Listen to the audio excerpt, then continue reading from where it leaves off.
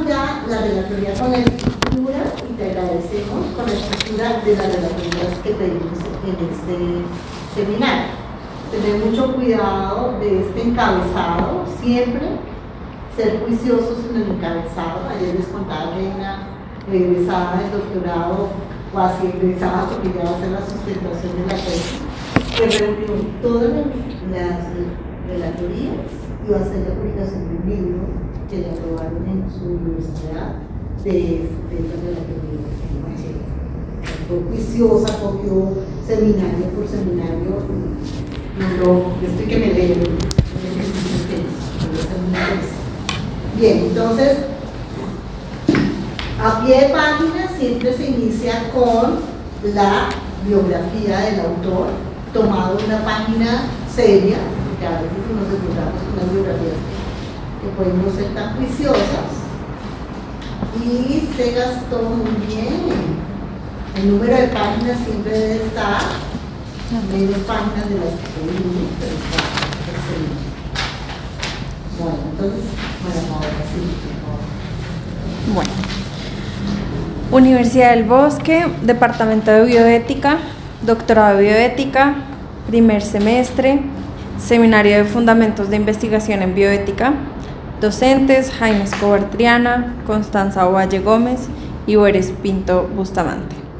Relatora María Paola Tovar Rangel, 15 de marzo del 2024. Lectura Engelhardt Tristan, Los Fundamentos de la Bioética, segunda edición, ediciones PAI 2, Barcelona, 1995, páginas 15 a la 48. En los capítulos primero y segundo del libro Los Fundamentos de la Bioética de Tristan Engelhardt, el autor aborda los dilemas de la filosofía moderna en la búsqueda inalcanzable de una moralidad secular, racionalmente justificable y dotada de contenido. Este libro es la segunda edición del texto y por lo tanto el autor responde a las críticas de sus primeros lectores argumentando que el texto no tiene pretensiones libertarias o se opone a las moralidades comunitarias, sino que busca justificar una perspectiva moral que pueda acoger la diversidad narrativa, que tenga una lengua franca moral en el marco de la diversidad postmoderna. Engelhardt señala que aunque exista una coalición de bioéticas permisivas, la bioética contemporánea ha ignorado en gran medida la crisis de la diversidad de visiones morales y los profundos desacuerdos en temas como el aborto, la eutanasia y la distribución de recursos sanitarios que se presentan en la actualidad. Para Engelhardt, uno de los mayores problemas es que existe una tensión fundamental entre el objetivo de lograr el bien de las personas y el respeto hacia ellas como agentes morales libres y responsables, y de igual forma respecto a quién debería definir el bien de las personas, cómo y con respecto a qué norma. El autor afirma que el texto examina las consecuencias para la bioética de que quienes la ejercen apliquen su concepción moral bioética, haciendo caso omiso a los sesgos propios de los que están impregnados los juicios de valor que emiten. Algunas personas se oponen a la visión de la posmodernidad de cuestionar la ética secular y no se dan cuenta que sus valores tienen posiciones morales particulares, y por eso creen que la razón moral puede encontrar una visión moral y una bioética canónica. El problema, según Engelhardt, es que estas personas no son conscientes de que sus visiones del mundo no proceden de la razón per se, sino de sus propios compromisos morales, que son a su vez el marco de sus convicciones. Me parece importante invocar en esta reflexión la teoría y el activismo feminista. El auge que ha tenido en las dos últimas décadas la moralidad feminista y la apertura que ésta ha generado para las mujeres en las políticas públicas, que no tiene precedentes en la historia de la humanidad, no tiene precedentes en la historia de la humanidad. Sin embargo, le es útil la reflexión del autor, en cuanto al movimiento y la academia pueden ser en ocasiones miopes, en cuanto a que, como lo propone el autor, esta es una moralidad propia y aunque pueda ser utilizada para transformar la visión de las personas hacia reflexiones más igualitarias y empáticas, no puede ser impuesta. Esto coincide con la reflexión que hace el autor. sobre el reconocimiento de la existencia de comunidades concretas en las que las personas viven vidas morales que tienen un contenido canónico moral propio y en ese sentido tienen una bioética concreta. El autor apela al principio de la autonomía moral, que consiste en que la autorización o autoridad moral secular no se deriva ni de Dios, de una comunidad de individuos, ni de la razón, sino de los individuos. Ejemplifica que a la hora de tomar decisiones morales es la moralidad que se deriva de las circunstancias la que prima. Un ejemplo de ello es que las investigaciones sobre el aborto en Colombia se evidencia que existe una incongruencia entre la fe de las personas, muchas de ellas católicas y cristianas, que moralmente están en contra de la regulación y la despenalización del aborto, pero que son estas mismas quienes en gran proporción acceden a la interrupción voluntaria del embarazo. El autor explora la voluntad de las comunidades morales y afirma que el proyecto político desde la bioética secular no puede imponer los valores de una comunidad sobre otras. No obstante, el autor observa que los individuos y comunidades morales intactas que tienen visiones morales con un contenido reconocible por su comunidad tienen mayor capacidad de dar un significado consensuado al carácter y la virtud, pero en este sentido también se separan ampliamente del florecimiento humano, lo cual genera espacios de incongruencia en estas mismas comunidades y alejándose de la virtud, pretendiendo su contenido moral. Esta situación la asocio a la de las comunidades herméticas que no permiten el ingreso o la salida de miembros de sus colectividades, como los Amish en Estados Unidos. Esto genera que cuando una persona de esta comunidad decide separarse de su moralidad común, porque empieza a cuestionar estos conceptos, impactan la legitimidad de sus valores y dejan esos vacíos morales a quienes son exiliados de sus comunidades y familias, generando afectaciones en su salud mental, lo cual termina alejando el concepto del autor del florecimiento humano. En el segundo capítulo, el autor continúa con su búsqueda de una explicación secular con contenido de justicia y los postulados de una relación adecuada entre los médicos y sus pacientes, con el dilema de que esto le genera a la política sanitaria moderna. La búsqueda del fundamento de una moralidad accesible a todas las personas está en el centro de la historia occidental con el concepto de logos. Este proyecto se evidencia desde los filósofos presocráticos como Heráclito, quien afirmaba que con base a lo que el pensamiento es común a las personas y que todas deben orientarse hacia ello, no solo fundamentados en la ley humana, sino sobre todo en la ley divina.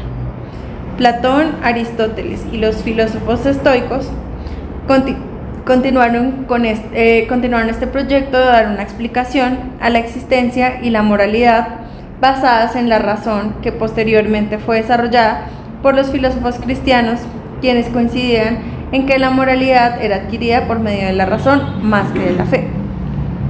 La visión de la única moral cristiana fue derrumbada con la separación de la Iglesia anglicana promovida por Martín Lutero en 1517, acompañada por la colonización de las Américas en 1492. Las teorías de Nicolás Copérnico, Newton y la publicación de El origen de las especies de Darwin. A través de estas teorías tomó campo el progresismo y la ilustración, pero estas eran falsas esperanzas por los vestidos metafísicos que se fragmentaron en diversas éticas filosóficas irreconciliables, situación que ha dejado a la fe religiosa oficial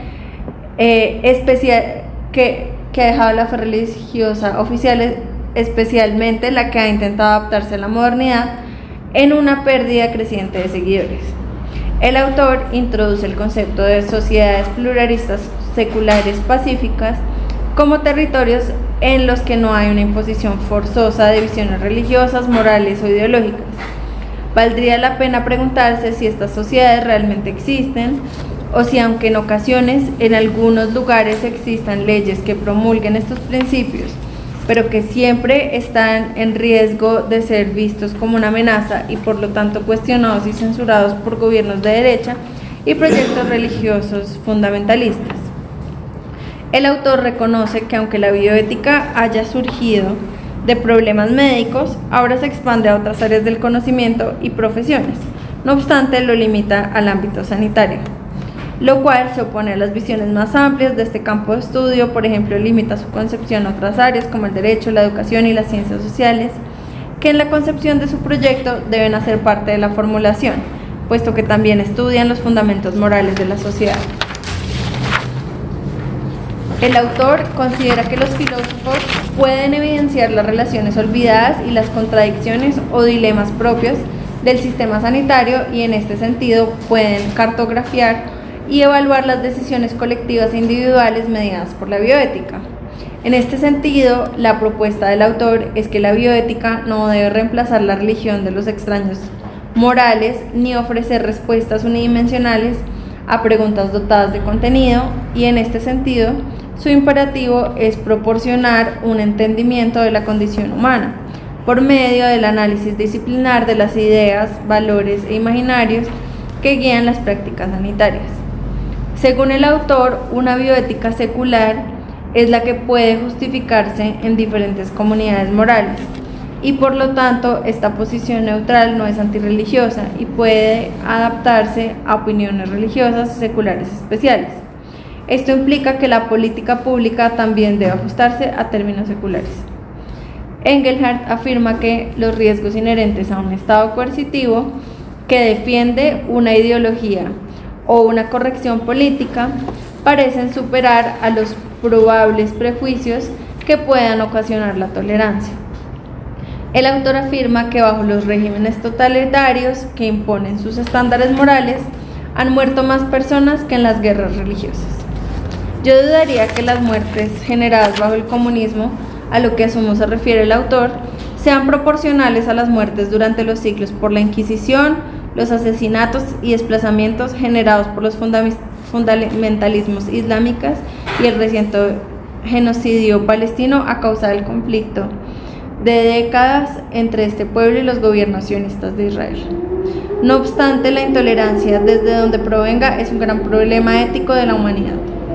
El autor concluye este capítulo afirmando que para la bioética secular, el precio a pagar por la libertad es una sociedad pluralista secular. En una sociedad pluralista secular son la tragedia y la diversidad, puesto que es necesario aceptar que hay elecciones personales con las que no vamos a estar de acuerdo por ser reflexivas o perjudiciales, pero eso hace parte del valor de la diversidad y es el único medio para llegar a consensos.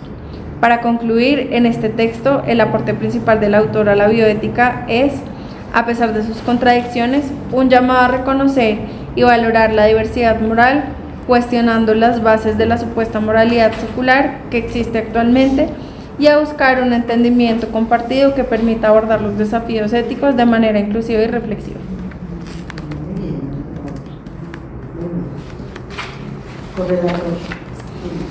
Bien, pues en el caso del que yo hice, porque era algo que venía reflexionando tan pronto empezaste a leer y ya era la primera página, es muy diferente al texto que yo hice. Entonces inmediatamente me di cuenta, por supuesto, no que yo lo hubiera hecho mal, sino el despliegue de ideas que tiene cada uno me parece que es súper enriquecedor. Está escrito en un lenguaje que pues, permite entendimiento para cualquiera, y tiene un hilo conductor además que favorece la comprensión.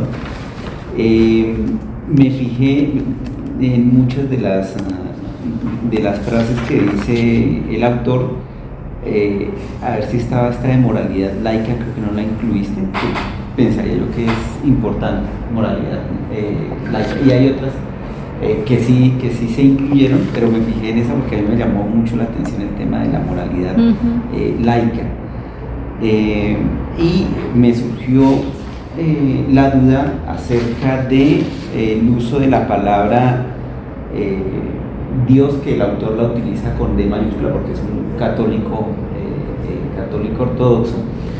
Si nosotros cuando la estemos tomando, en este caso la escribimos con D minúscula o mantenemos lo que dice el autor, aunque no lo estaba citando, pero pues, no lo sé, eso fue más a manera de duda. Sí.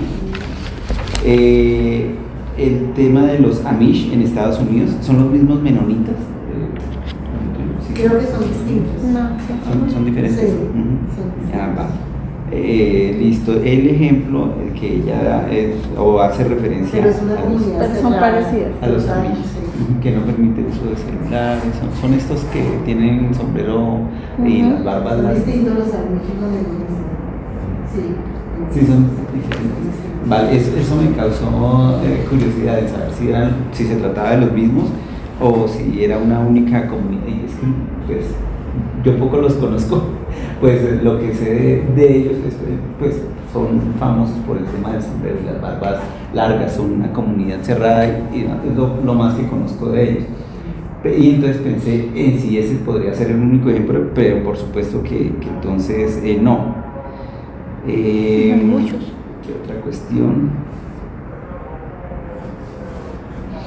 El tema de si, esto es más de forma también por duda que pudiera tener a futuro, cuando decimos en la tercera hoja, el origen de las especies está entrecomillado, si iría sin comillas porque no estoy citando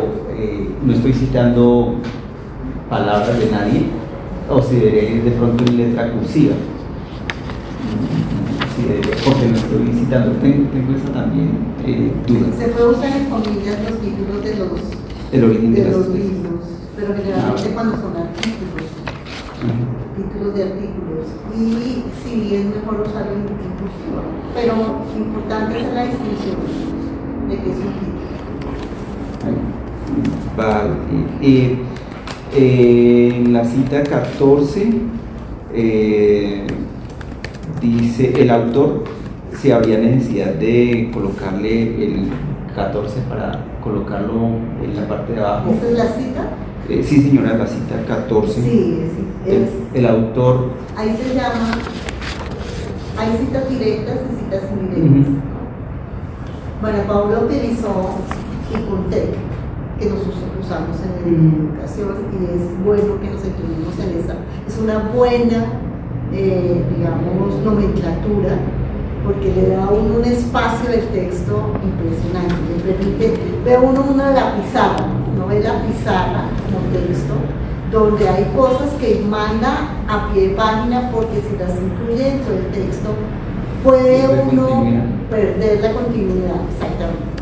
Entonces las notas son muy, a veces las notas pueden ser incluso más llamativas cuando uno las lee y lo llevan a profundizar, porque las notas tienen eso, es la profundización de algo que de pronto puede no ser el momento para tratar.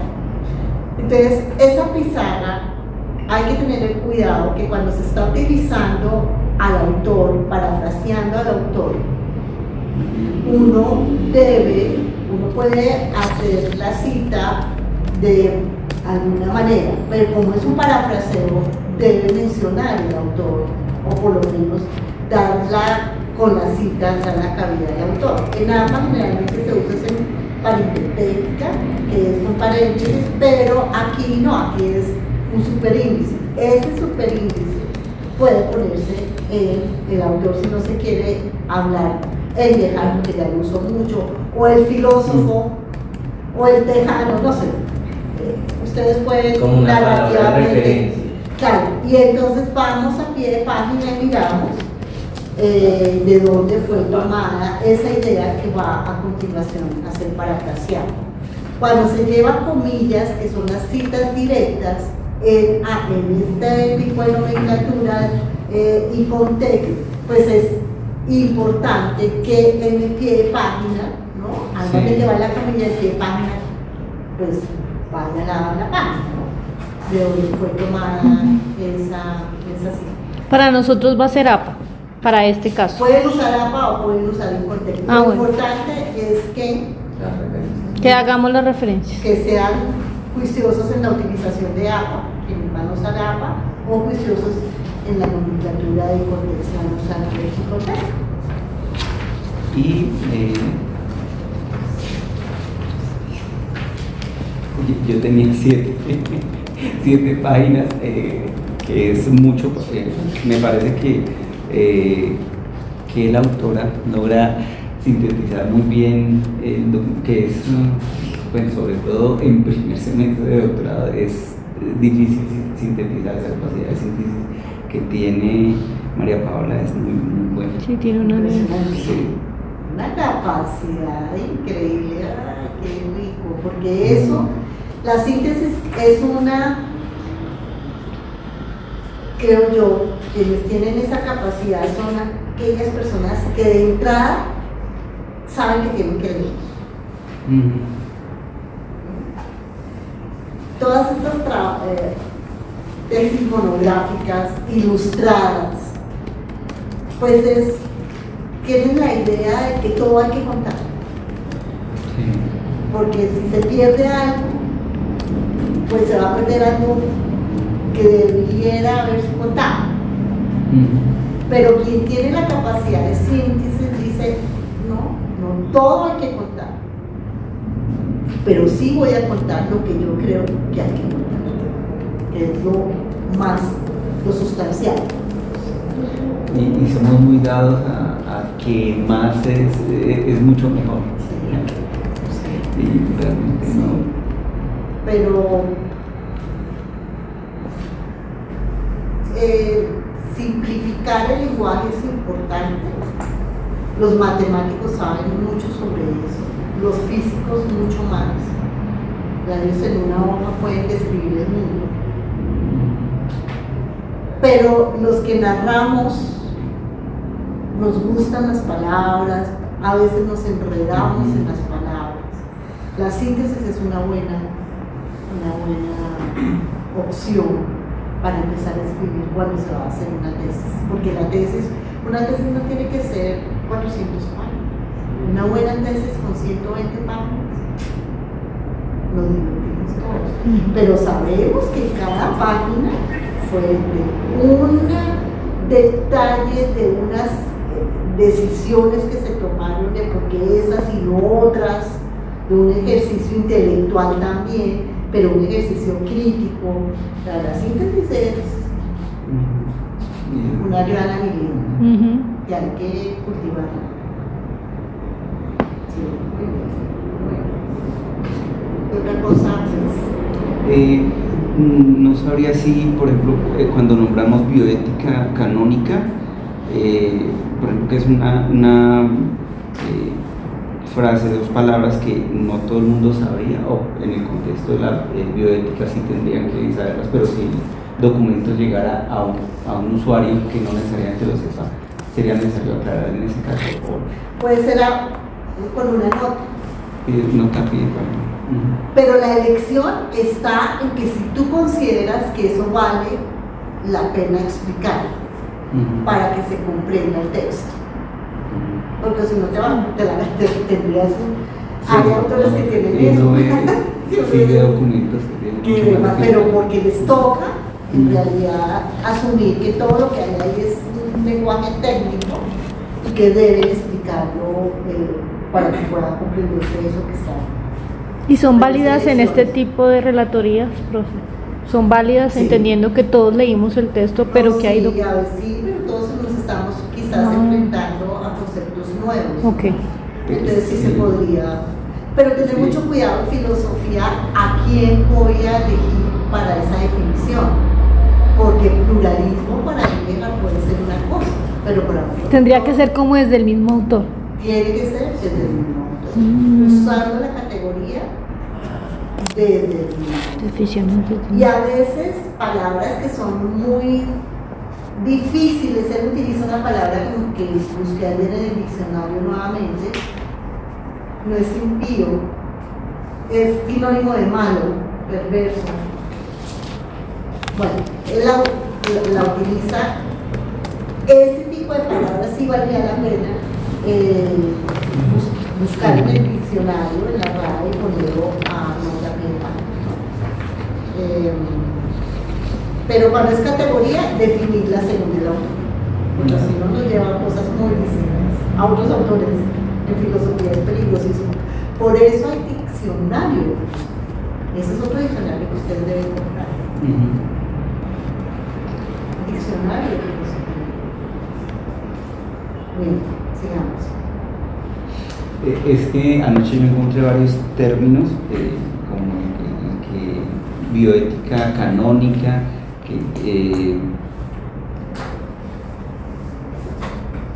secular, y entonces me llevó a buscarlo varias veces, porque además, pues como no estoy familiarizado Claro. entonces tenía que buscarlo varias veces y me quedaba como claro, pero después qué era lo que era la cuestión. Entonces de ahí el tema de si le colocaba en pie de página o no lo colocaba en pie de Es página. bueno que lo hagas con nota, pero teniendo cuidado, porque si tú vas a buscar el diccionario, eso no lo vas a encontrar. Yo te quiero ver buscando qué es bioética secular, a ver si lo encuentras en el diccionario. No lo encuentras. O bioética canónica, eso es ayer. Entonces, por eso tiene uno que, para el autor, tal cosa. O separar la palabra, como qué es lo canónico y qué es lo secular. Corriendo el Buscar. riesgo que al unirlas no era lo que No quería decir el significa. autor. Ese es un riesgo. Y lo otro es si el documento se lleva en una dirección específica o como autores de la relatoría podemos llevarlo en la dirección que no hay caminos. No hay camino. El camino lo hacen ustedes. Por eso el ensayo crítico es tan rico, porque el ensayo crítico es: yo opté por esto. Entonces, la crítica ya no viene, es que usted debe haber dicho primero esto porque el autor dijo primero esto. La crítica va más centrada al pensamiento del autor. ¿Cómo abordo yo ese pensamiento? ¿Se nota esa diferencia entre María Paola y el autor? ¿O no se nota? Sí, que se nota porque toma posturas e inclusive nos lleva un pedazo en el que ella nos trae a Colombia. El texto no hablaba nada de Colombia, hace la comparación y se viene de Estados Unidos a Colombia, cómo aplica, y hay varias separaciones entre lo que el autor piensa y ella expresa aquí. Digamos que ese correlator es calificando, está haciendo el papel de Brian, que es el evaluador. Yo lo permití para que si quieras, pero entonces tú vas a hacer la correlatoría y vamos a dejar la evaluación acá. ¿Bien? Porque la correlatoría Es complemento. es complemento de la lectura. ¿Bien? Pero me parece que es interesante que la hagamos, que sigamos así. ¿Qué otra cosa viste?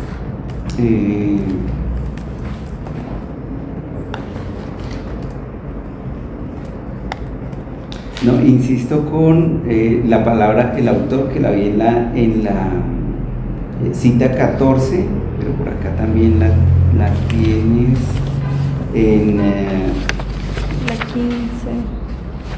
el autor, en la cita 2, también dices el autor, pero no, en la 2 no, en la 14, si tomáramos la 14, la 10 también, esa palabrita, si sí es necesario colocarle lo mismo en la 11. Es superior, es obligatorio. Sí, a pesar de que sepamos que Es es el obligatorio. autor. Bueno, saber. Hay cositas, tecnicismos que son más de forma, pero que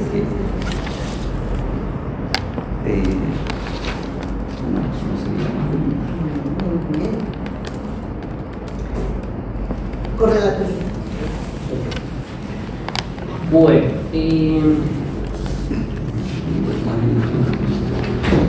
pues voy a cambiar el papel de evaluador. Quiero adicionar pues que la enciclopedia de bioética de Reich, cuando se refiere a Heidegger, lo caracteriza como alguien que ofrece otra aproximación a la bioética, más escéptica acerca de las posibilidades de hallar el consenso en sus fundamentos y que insiste en una ética secular plural para una comunidad pacífica, estableciendo una ética de mínimos válida para el conjunto de la comunidad, pero que al mismo tiempo permita un considerable espacio para los valores y las opciones de las diferentes religiones y grupos ideológicos minoritarios. Y era lo que conversábamos. Entonces, me pareció súper interesante que en la introducción ¿verdad?, se hable un poco del autor y cómo otros autores lo ven. Me pareció chévere hacerlo. Otra cosa importante que tengo en la primera parte, y es que el autor tiene como objetivo, o como propósito más bien, hacer algunas confesiones de su propia autocrítica en un tono fuertemente teológico a lo que se escribió en la primera versión que usted nos comentaba. Por lo tanto, pues la esperanza, él habla que después de 20 años de volver a escribir el libro, pues él habla de que esto intenta descubrir una moralidad canónica y dotada de contenido, algo que fuese más que un mero procedimiento. Por lo tanto, es importante vincular a personas moralmente desconocidas en este tipo de toma de decisiones. Lo de la moral secular o laica también me parece súper importante resaltarlo. ¿Por qué? Porque esta se encuentra dotada de contenidos, incluidos los contenidos bioéticos que pueden abarcar diferentes comunidades religiosas, ideológicas, con creencias y valores diferentes. Por este objetivo o supuesto no se habría alcanzado. Y de ahí es donde reside el dilema de fondo de la filosofía postmoderna, cómo llegar realmente a un consenso. Por esta razón, pues, él dice, bueno, vamos a ver cómo nos va con este proyecto, y nos viene a decir el autor, y quedarnos solamente con una ética de procedimientos es el precio a pagar por una visión multiperspectivista y multicultural de la posmodernidad. Que esto, pues naturalmente, nos va a llevar a un debate. Si este diagnóstico o esa interpretación llamada posmodernidad moral es correcto, o si una bioética de procedimientos es mal o menor, o por el contrario, si es algo verdaderamente interesante.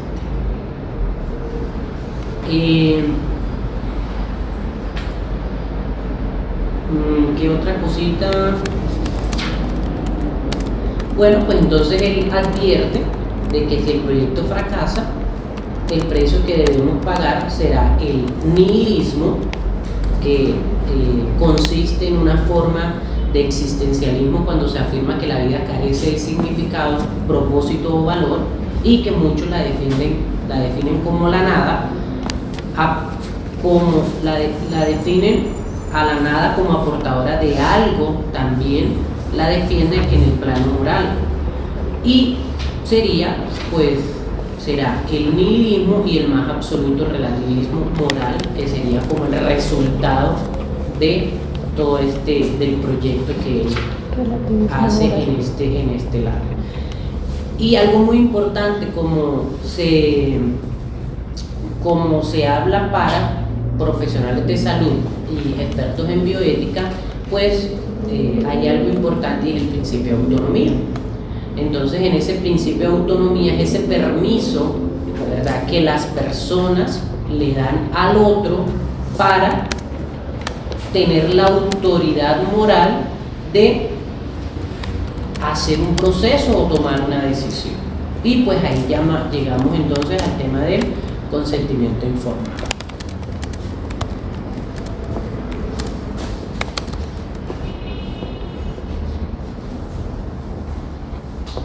Bien. Vamos a aclarar conceptos, porque creo que está muy bien ubicado el pensamiento del autor, María Paula y Brian, los dos ubicaron el autor. Las tesis del autor, hay divergencia entre los dos, interesante, porque María Paula dice, la tesis del autor fue esta posición libertariana, y Brian dice, la tesis del autor es esa sospecha de que en esa posición libertariana no vamos a convenir y a consensuar una vida buena, y que lo que queda sería pensarse una moral común. Las dos cosas las dijo el autor. ¿Cierto? Entonces vamos a intentar a identificar eso. Y esto lo voy a dividir de la siguiente manera.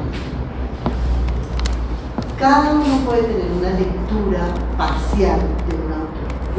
Con el seminario de investigación lo que nos damos cuenta es que nuestras lecturas son parciales, que intentamos dar una lectura completa en el seminario.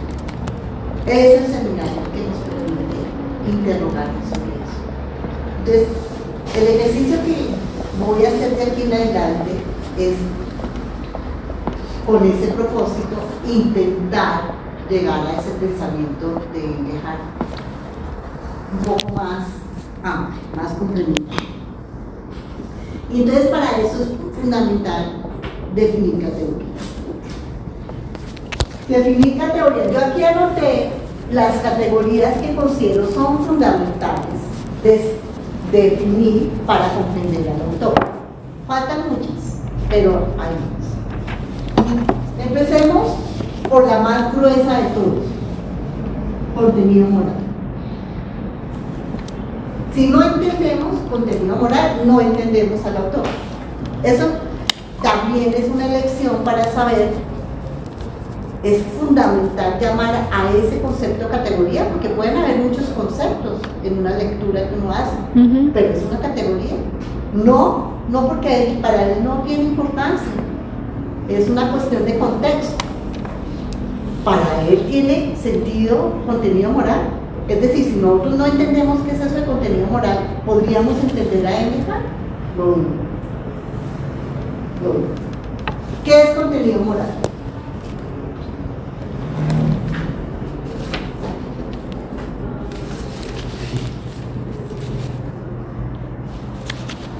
¿Qué es contenido moral? Yo lo tenía por acá.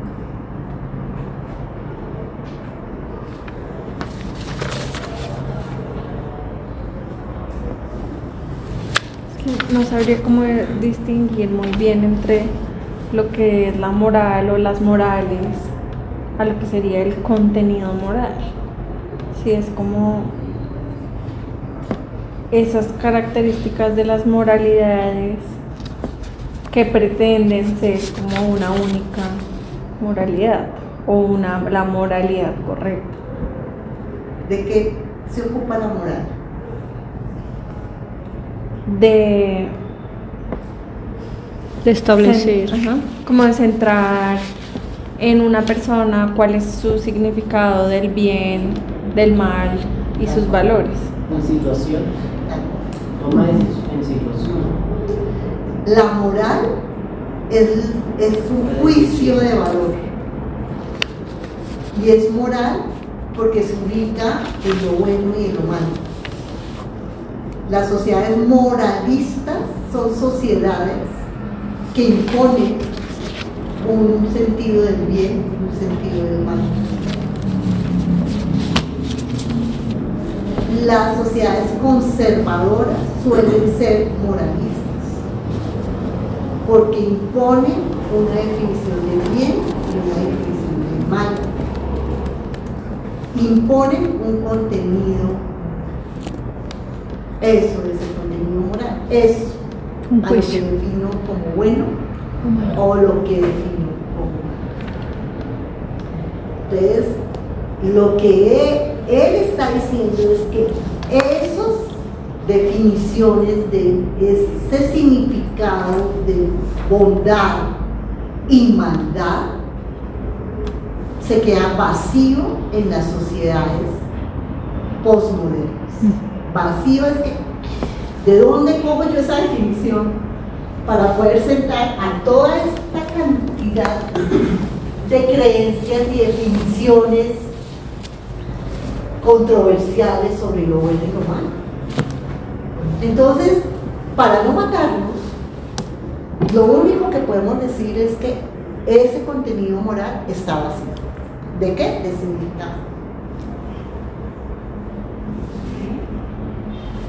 Una universidad confesional está cargada de un contenido moral, tan cargada que sus materias en cualquier carrera deben tener ese contenido moral,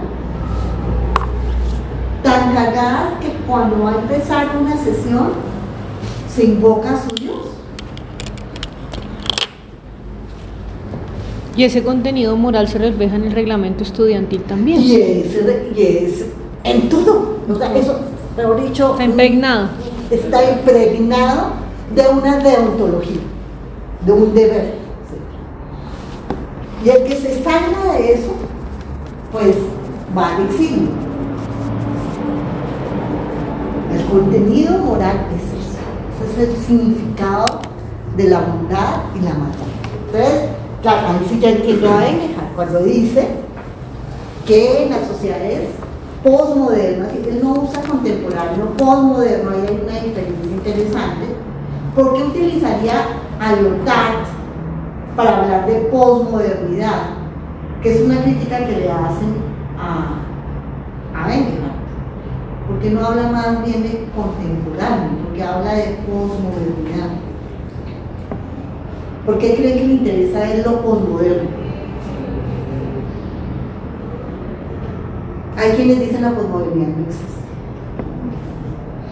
Lo primero que uno plantea de la posmodernidad es que está posterior a la modernidad. Entonces uno tendría que decir que se superó la modernidad y se pasó a la posmodernidad. Esa es una crítica que le hacen a Lenin. Pero es que ella prefiere hablar de posmodernidad es porque si algo aprendimos con Darwin, si algo aprendimos con Copérnico, si algo aprendimos y comprendimos con Lutero, son los tres grandes aprendizajes de la sociedad, del mundo, digamos, de la sociedad postmoderna. Lo que comprendimos es que no hay solo contenido moral, políticamente tampoco hay una sola manera de enfrentar lo público, ¿no? Y el ser humano no es el centro del universo. Y tampoco el ser humano fue creado por Dios. Entonces, desmontar todo eso es lo que él dice. Desmontar ese paradigma y ese conocimiento, pues requiere de una ética que él llama, que es muy interesante, que es, tal vez tú lo mencionaste un poco, María Paola, no, que es la ética procedimental. La ética procedimental es esto. Entonces vamos a definir esta otra categoría que es clave. ¿Qué es eso de la ética procedimental? La oposición a la ética procedimental es la sustancial, el sustancialismo. Hay muchas, digamos, maneras de comprender las éticas, de clasificar las éticas, y esta es una que no se usa mucho, pero que para este autor es importante, así como la palabra posmoderna es importante, la palabra de clasificar las éticas, ya no en deontologías, teleologías, consecuencialistas, sino más bien clasificarlas entre sustancialistas y procedimentales, es la manera que escoge este filósofo para clasificar las éticas. La sustancial es la que tiene contenido moral. Esas son las éticas sustanciales, las que definen claramente cómo puedo llegar yo a evaluar o valorar, o hacer ese juicio de valor como que son correctas o incorrectas las acciones humanas, son buenas o malas. Mientras que las éticas procedimentales no. ¿Por qué? Son solo procedimientos. Como no nos podemos poner de acuerdo con los principios, es imposible definir nosotros nuestros principios porque no tenemos la posibilidad de hacerlo. ¿Qué nos queda? ¿Nos vamos a matar? No. ¿Nos vamos a dejar de hablar? Tolerar. Nos vamos a tolerar. ¿Y cómo llego con ese procedimiento a una tolerancia pacífica? Porque puede ser indiferencia, ¿no? Con respeto. Bueno, puedo tener unos algo que nos permita que cada vez que alguien habla o diga su punto de vista, pues hay que respetar. Él ese respeto lo traduce, se cambió la palabra, digamos, el principio de respeto de la autonomía, lo cambié por autoridad. Esto es una trascendencia porque es de la primera edición a la segunda edición. Entonces, quedémonos en eso, son procedimientos para lograr el consenso en escenarios donde no nos podemos poner de acuerdo en nuestros principios. No tenemos principios, digamos, tenemos maneras de escucharnos, el diálogo, procedimientos para lograr algo con respecto a una toma de decisión. Bien, procedimiento. Vamos nuevamente a esto. Listo. Ojo, esto me parece tan fundamental. Es que si no logramos eso a través de una ética procedimental, a lo que vamos a llegar es a esto, al nihilismo y al relativismo moral. El nihilista es el que no cree en nada, absolutamente, no cree que esto se pueda lograr jamás, es completamente escéptico y cree que eso, mejor dicho, eso es un aparato ficticio, el pensar que en algún momento vamos a lograr con una moralidad común tomar decisiones. O sea, más allá del perseguido. Es completamente escéptico. No le importa, él dice, no, ese sí es, mejor dicho, el hippie de los filósofos. Como para explicar, ese es el nihilista, ¿estaría de acuerdo? Que el nihilista es el contradictor, el excéntrico, el que no piensa que no piensa que eso pueda tener algún tipo de estructura, palabrería barata. El relativismo moral, es siempre que quieren hacerle la crítica a alguien, es que usted es relativista. Usted cree que aquí nadie puede llegar. Usted, mejor dicho, no puede llegar a un consenso jamás.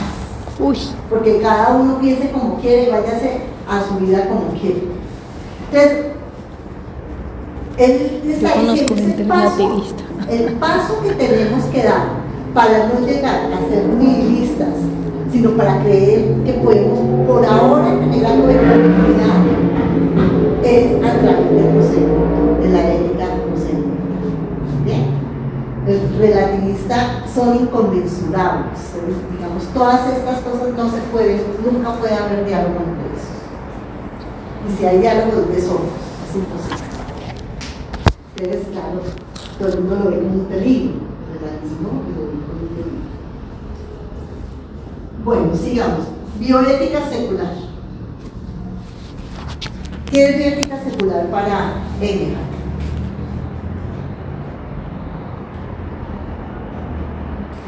En oposición, bioética canónica.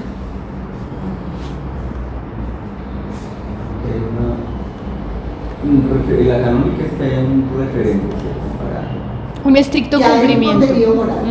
sí, secular, entonces Que no tiene un contenido moral, que está vacío, que el significado está vacío. Es decir, que en la bioética canónica es más el contenido, ¿sí? Y en la secular sería más procedimiento, menos contenido, y vincula, él hablaba ahí de los dos que hablaba, ¿no? Vincular moralmente a los amigos y a los extraños morales. Exactamente. La secular es la que tiene clarísimo que ese significado moral está vacío. Sí. Que hay una cantidad, no es uno, hay muchos significados y el desafío es cómo hay un consenso en eso. Pero existe una bioética canónica, sí le existe, claro, las confesionales. Aquí en Colombia existen bioéticas canónicas, pero por supuesto está la de la Universidad Javeriana, está la católica, la militar, no van a decir que no hay un canon en la militar, claro que lo hay. Úrsula, pura tú ya nos influencia. contaste más o menos cómo es la cosa. Sí, imagínate, uno de los estudiantes que está en tercer semestre iba a estudiar esta misma maestría en la militar y me dijo que en el primer semestre se retiró, porque toda su dinámica era como si estuvieran en el ejército, entonces se tenían que presentar y mi coronel y mi... El Entonces, adiestramiento desde que empieza, ¿sí? Normal. Hay una estructura. En lo secular no está esa estructura dicha de antemano. ¿Bien? Entonces uno sí tiene que saber dónde está parado. Yo, se me olvidó cómo se llama este filósofo que se sintió ofendido porque nadie jamás en un auditorio le había dicho esto, que era el director del programa de Javeriana. ¿Cómo era que se llama el filósofo famoso? El famoso filósofo, ¿de la Javeriana? sí, el que fue el primer profesor, el primer director del Instituto de la Javeriana, Hoyos, el profesor Hoyos, filósofo. Y entonces, Guillermo Hoyos. Guillermo Hoyos, yo dije eso en un escenario, dije, no, pues aquí la bioética es laica, en la Javeriana, digo, sí, me tocó una mala palabra, somos confesionales. ¿Puede decirme que no? No puede decir que no. Debería renunciar a su... No, y de eso se trata. ¿Eh? Eso lo tiene clarísimo Engler. Dice, no, pues, que hay quienes insisten en una bioética O sea, canónica. para Hegel, bioética secular es que todos cabemos en ese espacio, sea Pluralidad. provenga de donde venga Claro. y vaya para donde vaya. Claro. Finalmente, Con la única, digamos, precaución, y es que cada vez que se va a tomar una decisión pidas permiso. bueno, pues sí, respecto. Exacto, pidas permiso, la tolerancia. Es más, a lo que tú dijiste ahorita, uno tiene que saber en dónde está parado. Sí. Entonces, más como ese autor. Y ver la puerta por donde salir antes Claro. de entrar. Claro. ¿Cierto, profesor? Muy bien. Entonces, creo que con esto hicimos un buen paseo de lo que es Hegel.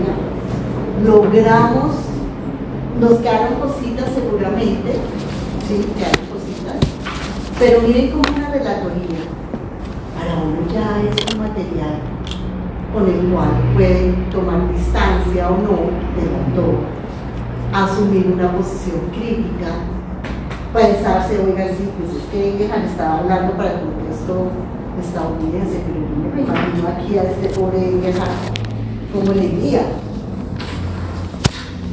Es que aquí todavía estamos empujando, estamos intentando empujar eso. Cuando llegamos a escenarios públicos a hablar de bioética desde la institucionalidad Universidad de Bosque, es todo un desafío, porque es empujar una tradición, es empujar una manera de hacer las cosas.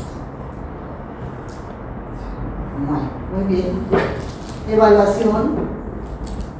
¿Quieres anotar algo más? No sé. De todas las